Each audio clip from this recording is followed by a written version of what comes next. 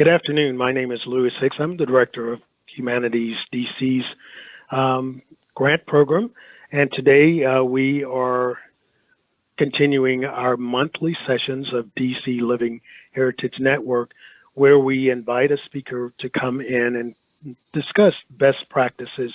Today we're very fortunate to have Dr. Patricia A. Conniff. She is a member of the Franciscan Monastery Garden Guild, and she presented a proposal which was successful to receive a DC Community Heritage Project grant.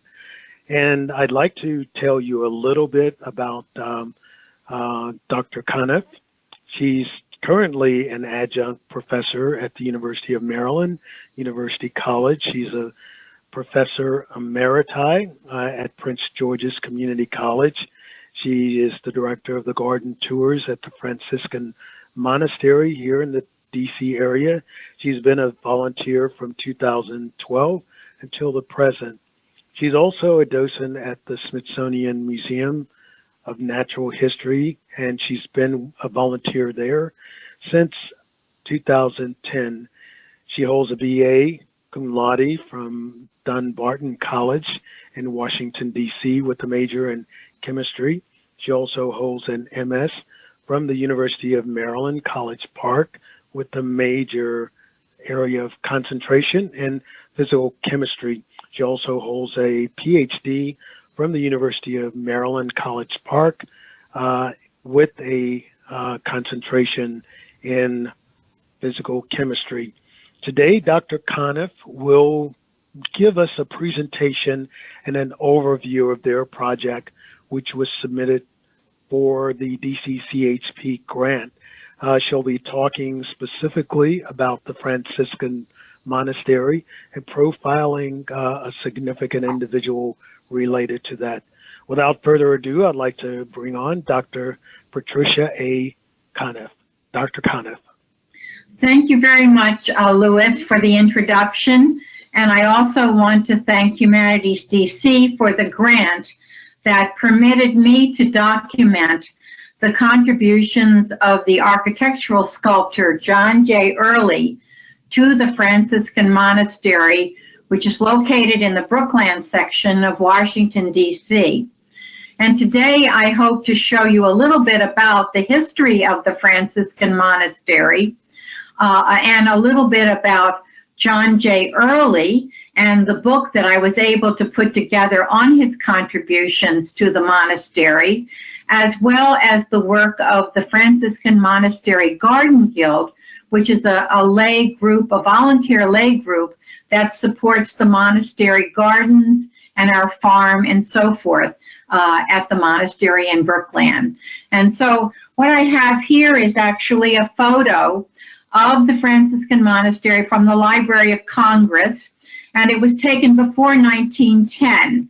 So the monastery, I'll just give you a little bit of information on the history of the Franciscan Monastery. After the Civil War, the McSeany family actually operated a large farm on this property in Brookland. In 1887, Mrs. McSeany passed away, and the farm, which was approximately 100 acres of land, was put up for sale. And actually it was on the market for over 10 years, because it was only in 1897 that the Franciscans came, looked at the property. They liked the idea that it was on a big hill, which would be a wonderful place to put a monastery, and that it was also very close to the Catholic University of America, which had opened in 1887, 10 years prior to their buying of the monastery grounds.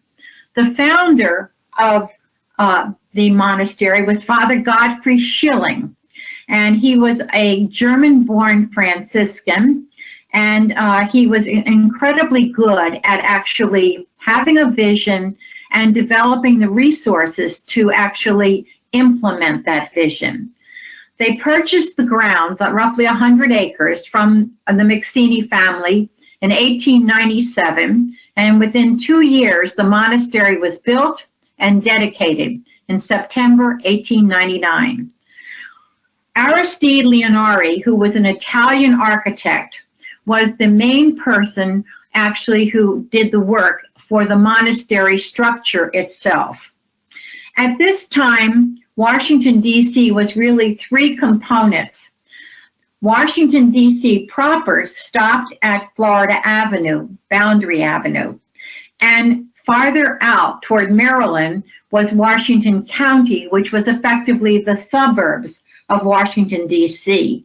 And the third component was Georgetown. So we had the center city, we had Washington County, the suburbs, and then we had Georgetown.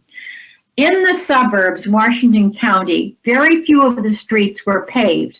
Nothing was paved around the monastery. It was just open land. And the only development at this point that was really significant there was Fort Bunker Hill. And that was one of the many forts that actually encircled Washington, D.C. during the Civil War. To the right, as you look at my slide here, to the right, you are able to see on the top right the McSeany family home. It was right above this concrete structure which John J. Earley built in the lower gardens, which later became Gethsemane Shrine. So the McSeany family home was actually used in the back by the first monks that came there during the construction period. In the next slide, I have actually a map of Brookland dated 1904. And you'll notice as you look at the map that the large road, it starts on the lower left and goes up to the top, is Bunker Hill Road. Bunker Hill Road actually led out to Bladensburg, where you had a big port that brought in supplies from outside into the Washington area. Bunker Hill Road, much of it today, is now our Michigan Avenue. You'll also notice on the map that you have Quincy and then Philadelphia, if you look at the streets that come into Bunker Hill Road on this map. Quincy Street is now Randolph Street, and Philadelphia is now Quincy Street. These names here, some of them had 2 syllables, some of them had 3, and some of them had 4. Once the names of the streets in alphabetical order were actually placed in 1 syllables and letters, then 1 syllables, then 2 syllables, Quincy became Randolph and Philadelphia became Quincy. And Quincy Street goes right into Holy Land College. And Holy Land College was the first name of the monastery. And the name was given to the monastery because the primary mission of this group of Franciscans was to support the Holy Land. And these men who would be educated as either brothers or as priests would spend their career going back and forth to the Holy Land, running shrines, running schools, hospitals, and the like.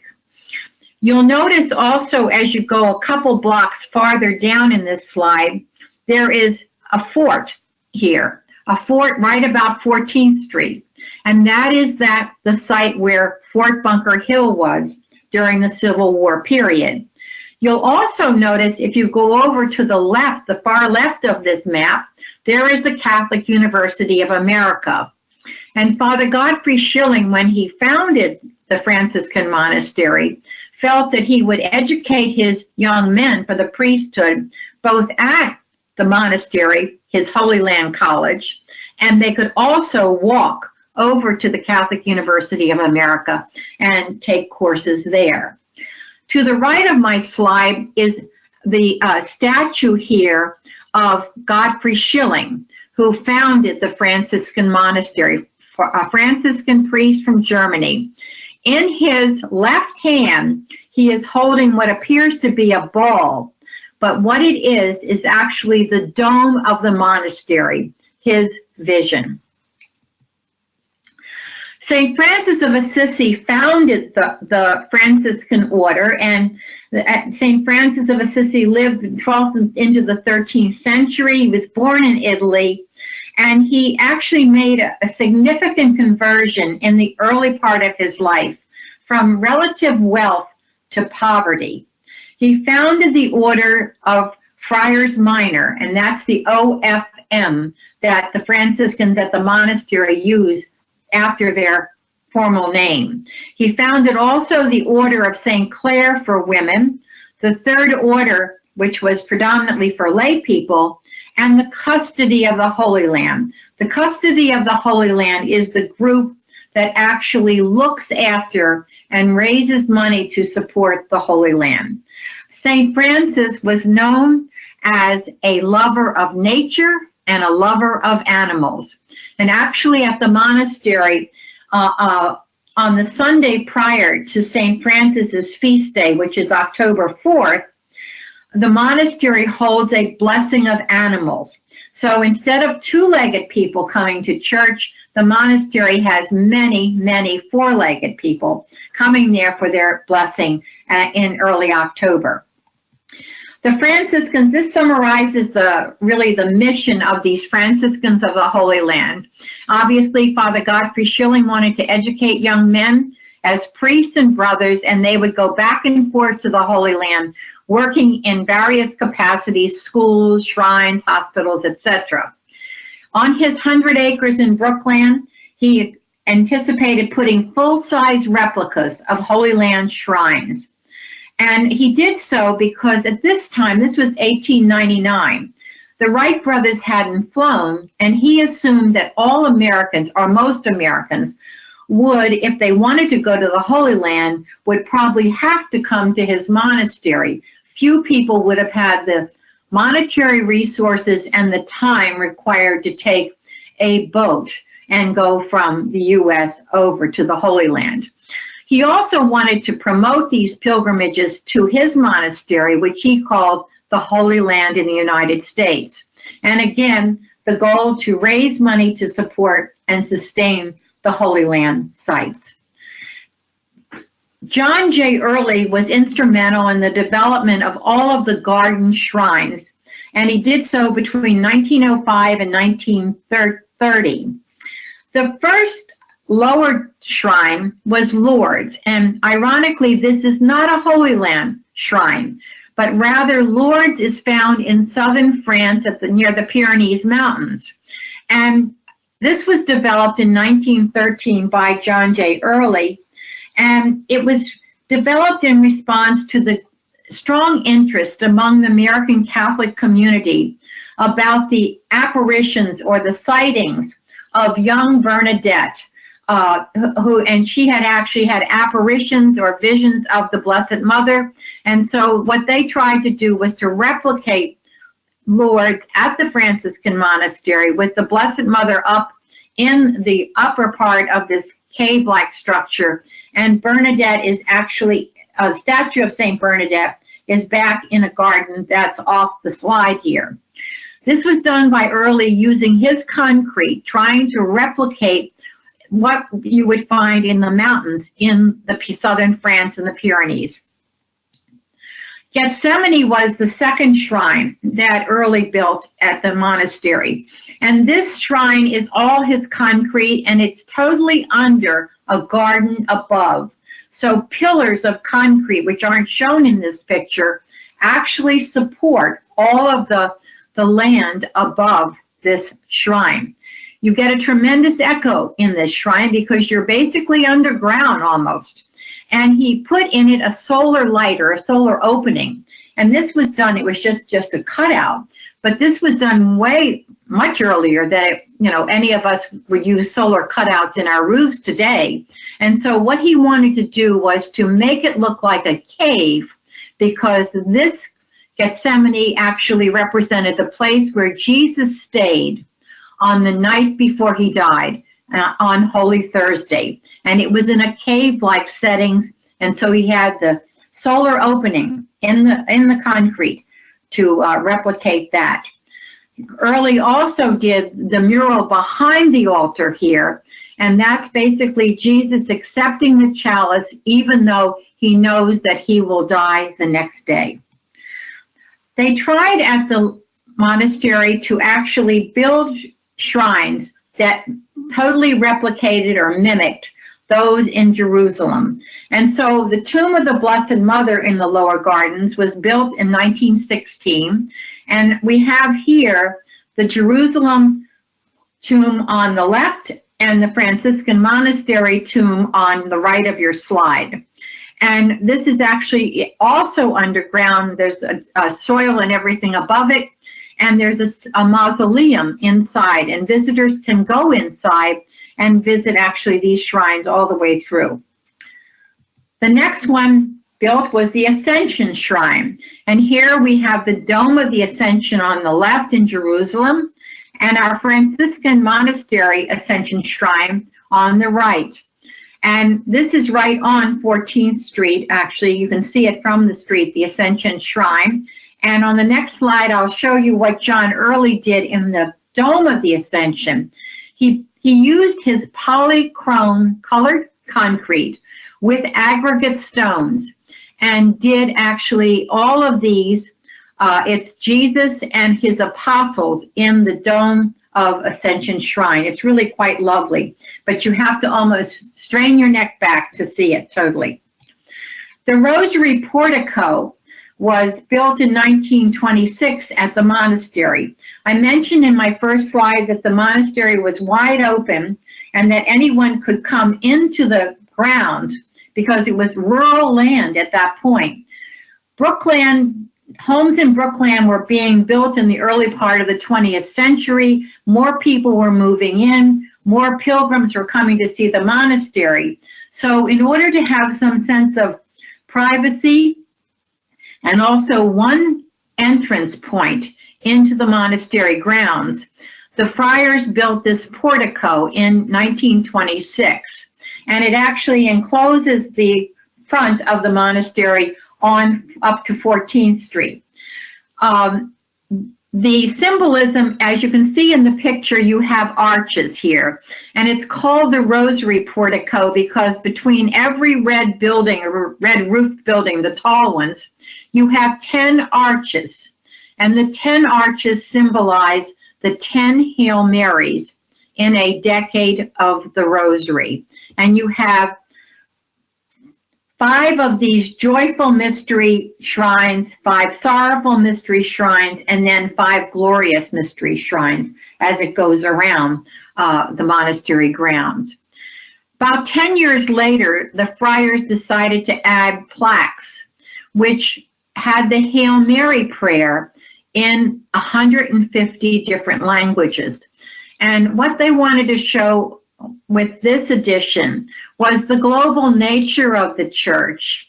Also, they wanted to show the change or the evolution of language. In one corner here, you have 12th century English, 13th century English, 14th century English, and modern English, all showing how you would say that Hail Mary prayer. They also wanted to show languages that were becoming extinct. And so you have at least within that, the plaques here, the 150 plaques, probably 15 to 20 that are Native American Indian languages, and these would be both North America, South America as well. We have rose beds around this portico. It's beautiful in May. We have about 1,000 roses on the property, so May is the peak time for the roses. You'll notice also in the slide that above each column there are symbols, and Earley did these in his polychrome concrete, and they symbolize various types of various symbols of the apostles and other religious beliefs. It was unique architecturally and received a great deal of publicity in the Washington Post at the time of 1926. Here are some of the symbols that you would see as you walk through one unit, actually one set of mysteries there of the portico. And you can see that each one is a symbol, and I've tried to actually describe the meaning of it here and from references that are available here. And in this one you have the Agnus Dei, or the Lamb of God, is the center one there. And here is one of the plaques. This plaque is in German, and I'll just say that my grandmother came from Germany, And my parents lived near the monastery, so in a sense I grew up in the shadow of the monastery.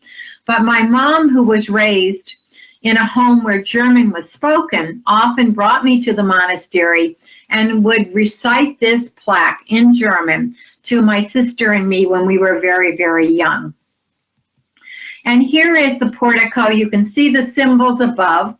And this is taken at Christmas time. And the Garden Guild, which I belong to, does a big luminaria program where we put out candles. People dedicate a candle to a loved one, living or deceased, and we light all of them on Christmas Eve, and they burn for 7 days. This was taken in the evening, and you can see the pansies that are still really quite vibrant here, and all of the candles are lit. And inside the portico, you see the Christmas lights on the monastery grounds. This is the gentleman that I was interested in showing his contributions to the monastery, John J. Earley, 1881 to 1945. His father, James Earley, was an immigrant from Ireland, and he had come over to the United States around 1881, and he came from a family of sculptors in Ireland who are recognized with actually contributions in many of the cathedrals there in the city of Dublin.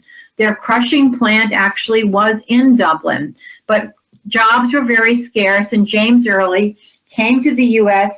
hoping to find work here. He was a friend of Father Godfrey Schilling, the founder of the monastery, and remember the monastery actually was dedicated 1899.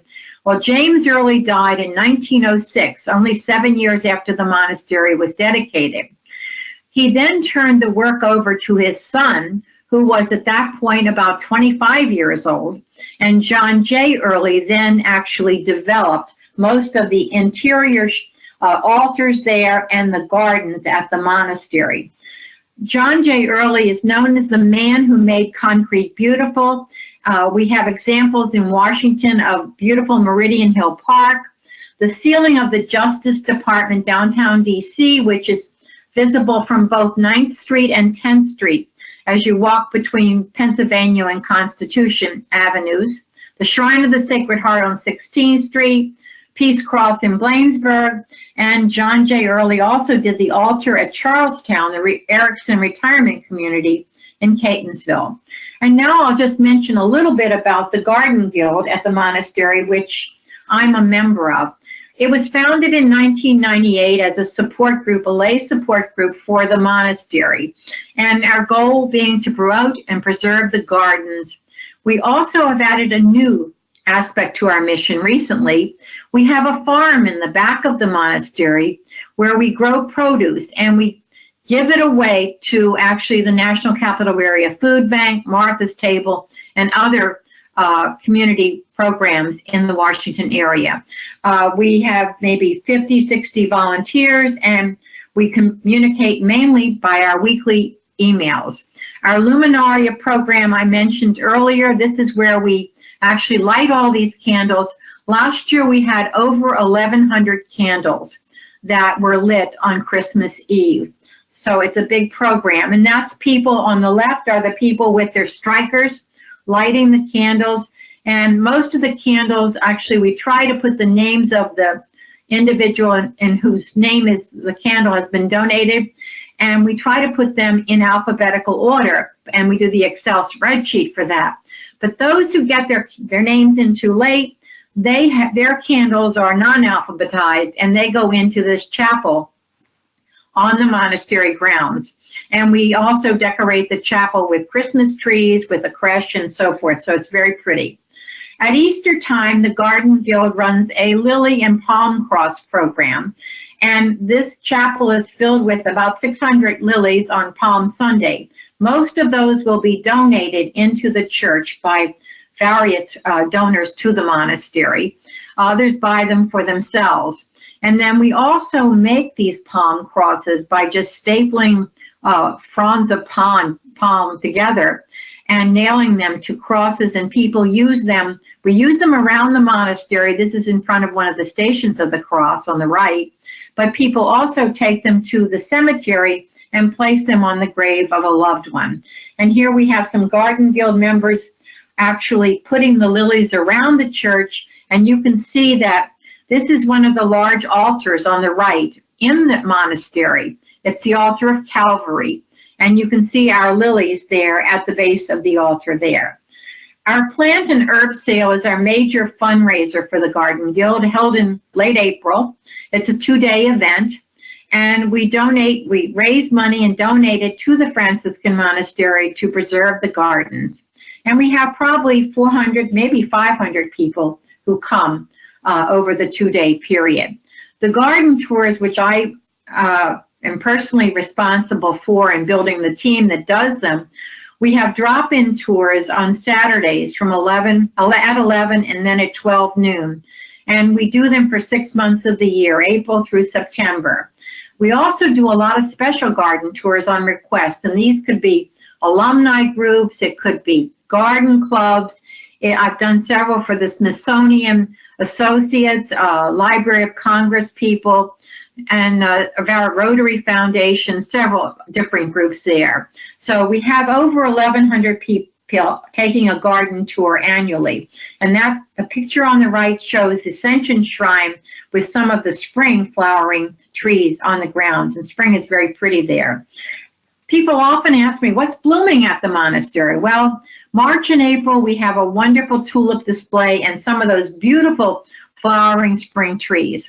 Our azaleas are mature, and they bloom predominantly during April. And I have on the right is a picture of a set of azaleas that actually are along a path in the lower gardens. May is our peak season for the roses, and we have annuals and perennials that come up between May and September. And I have to do like what's blooming at the monastery almost weekly from April 1 to probably July, because the grounds are over 100 years old, and I never know what new perennial is going to pop up out of the ground. So we have to have our garden tour guides prepared for what's come up this past week. In September, we end up replacing the annuals by mums, and we have the second blooming of the roses. And then in October, they pull everything up and plant tulips and pansies. Father Francis's farm is at the back of the monastery, and that's our 100-year-old greenhouse on the left. It's a very large greenhouse. It's been used by the friars over the decades, and we're in the process of trying to replace some of the glass that's not in good condition in that greenhouse. And on the right are some of our Garden Guild members who are actually showing off some of our produce at a local fair. Last year, 2016, we produced over 5,000 pounds of produce, and that's some of our produce in the early spring on the right. And some's given to the friars who live at the monastery, but the bulk of it is given to charities, National Capital Area Food Bank, Martha's Table, and so forth. We also win quite a few prizes for our produce by exhibiting them and competing in local county fairs. We are now developing an herb garden and an orchard. And as I mentioned just now, our goal is to renovate our greenhouse to make it such that we can use it over a longer time span. We have beehives in the back of our grounds as well. And we do honey extractions, that's the picture on the right, 3 times a year, and we actually bottle the honey and sell it in the monastery gift shop. The Garden Guild also developed the Memorial Garden, and it's in honor of a priest who died in 2008. The plantings here attract butterflies, and this pond is stocked with goldfish, and really is a beautiful sight. I think it's a model of our little slogan here, that people will sit here and realize that they're in an oasis of peace in Washington, D.C., and it's just in the shadow there of the monastery. And here's the book that I published in 2015 through a grant for Humanities D.C. We've used it enormously to train garden tour guides. It's been sold in the monastery gift shop, and it benefits the Garden Guild. And these are my credits. I want to thank Carolyn Fichtel and my son John Kniff, who did a lot of the photography for the book. I also used resources here in the Washington area, which were excellent. The Monastery Archives, the DC Historical Society, the Library of Congress, Humanities DC, Washingtoniana Room, and there's a wonderful Earley collection at the Georgetown Special Collections Library at Georgetown University. And I thank you very much for joining me in this presentation, and I do hope that you will find time to visit the gardens at the Franciscan Monastery. They're open to the public every day from 8:30 to 4:45, so feel free to come in and enjoy the flowers in our oasis of peace in Washington, D.C. Thank you. Dr. Conniff, I would like to thank you so much for joining us today and for this wonderful presentation. It's a jewel within our city, and again, for those of you that have tuned in, this was one of the projects in which Dr. Conniff submitted an application and a proposal to participate in a 6-month grant project where they would capture some of the preservation history or the neighborhood history of one of our areas. And this particular area is in Brooklyn. Once again, I thank you for tuning in. Our speaker today was Dr. Patricia Conniff, a member of the St. Francis Garden Guild. So once again, thank you. This is part of our presentation for a monthly meeting of the DC Heritage Organization.